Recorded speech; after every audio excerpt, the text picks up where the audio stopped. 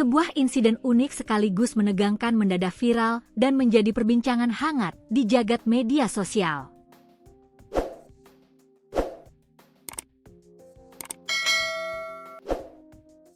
Suasana hikmat dan bahagia dari sebuah acara pesta pernikahan seketika berubah menjadi kepanikan luar biasa setelah seekor sapi kurban berukuran besar tiba-tiba lepas dan mengamuk di dalam area tenda hajatan. Peristiwa yang menggegerkan ini terjadi di Grumbul Sokawera, Desa Pasir Kulon, Kecamatan Karanglewas, Kabupaten Banyumas, Jawa Tengah, pada Selasa malam, 26 Mei 2026. Berdasarkan keterangan dari Kepala Dusun setempat, Mei Nur Hasanah, pada Rabu, 27 Mei 2026, insiden tersebut bermula ketika hewan kurban tersebut baru saja tiba dari tempat penjual. Sapi tersebut lepas sesaat setelah diturunkan dari atas mobil bak pengangkut oleh pemiliknya.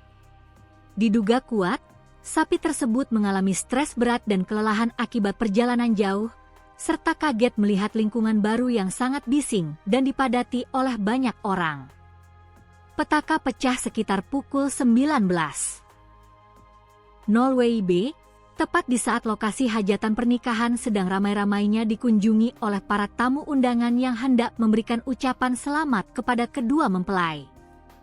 Karena posisi tenda hajatan berada lurus tepat di depan tempat penurunan hewan, sapi yang sedang panik dan kehilangan kendali tersebut langsung berlari kencang menuju ke arah kerumunan warga di dalam tenda.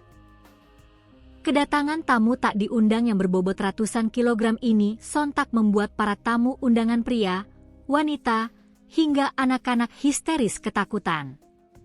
Mereka langsung heboh dan berhamburan menyelamatkan diri ke tempat yang lebih aman agar tidak menjadi sasaran serudukan sang sapi. Akibat terjangan brutal hewan tersebut, area dalam tenda pernikahan seketika luluh lantak dan berantakan. Sejumlah perabotan penting di lokasi hajatan dilaporkan mengalami kerusakan yang cukup parah. Beberapa baris meja dan kursi besi untuk tempat duduk tamu tampak patah dan berserakan di tanah.